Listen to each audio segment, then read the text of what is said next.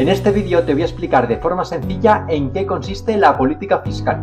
Sin embargo, no vamos a quedarnos solamente con eso como el resto de canales, y vamos a ir un paso más allá, ya que te voy a explicar en detalle cómo los gobiernos de prácticamente todos los países del mundo están empobreciéndonos a los ciudadanos con un uso muy irresponsable de las políticas fiscales, que están originando graves problemas de déficit y de deuda.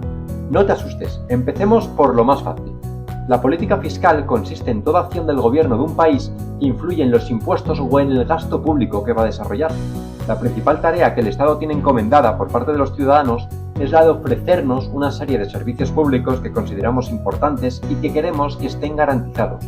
De esta forma, el gobierno tiene que tomar decisiones de gasto para determinar cómo y en qué invertir el dinero público, y decisiones de ingreso, para determinar cuántos recursos necesitará extraer de la población a través de los impuestos para cumplir con su plan.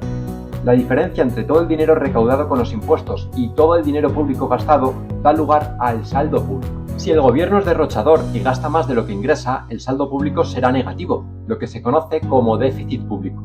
El déficit se produce, por tanto, cuando los gobiernos llevan a cabo políticas consistentes en bajar los impuestos sin reducir el gasto, o lo que es más frecuente, aumentar el gasto público sin control. Este tipo de políticas se conocen como políticas fiscales expansivas. Además, como puedes imaginarte, para poder gastar más de lo que ingresa, cuando se incurre en déficit, el gobierno tiene que recurrir a la deuda. Igual que si una persona no tiene todo el dinero para comprarse una casa, necesitará que el banco le dé un préstamo hipotecario, el gobierno que decida gastar más de lo que ingresa recurrirá al mercado de deuda para que los inversores le cedan el dinero. A cambio, claro está, de un compromiso del Estado con esos inversores para devolverles el dinero en el futuro con unos intereses adicionales. Por el contrario, si el gobierno es responsable y gasta menos de lo que ingresa, el saldo público será positivo, lo que se conoce como superávit público. El superávit solo puede alcanzarse si el gobierno sube los impuestos por encima de lo que necesita gastar, o lo que es lo suyo, si se abrocha el cinturón y reduce el gasto público, que es donde está verdaderamente el problema. Este tipo de políticas son las políticas fiscales contractivas. Como podrás imaginarte, la inmensa mayoría de los gobiernos siguen el patrón que nos conduce al déficit público, lo cual tiene unas consecuencias nefastas a largo plazo para los ciudadanos, que tendrán que pagar esa deuda. La deuda y sus intereses la pagamos los ciudadanos de dos formas. De un lado, a través de los impuestos y de una creciente presión fiscal.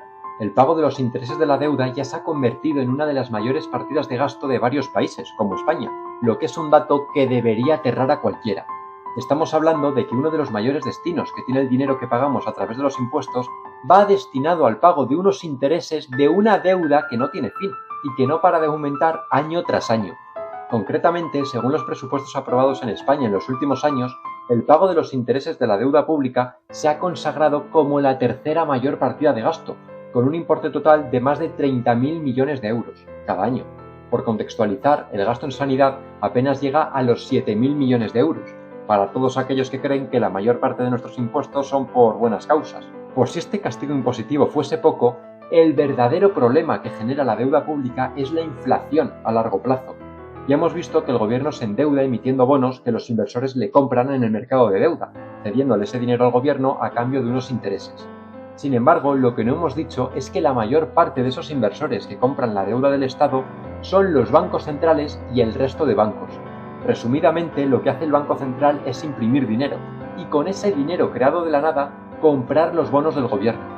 De esta forma, ese dinero que el gobierno obtiene mediante la emisión de bonos y que empleará en introducir en la economía aumentando el gasto público, ha sido creada por arte de magia, lo que genera, como no puede ser de otra forma, un recalentamiento de la economía y una subida generalizada de los precios. Así que, llegados a este punto, espero que hayas podido entender lo que es la política fiscal y, sobre todo, que te des cuenta de que los gobiernos llevan décadas empobreciéndonos con un déficit y una deuda salvaje.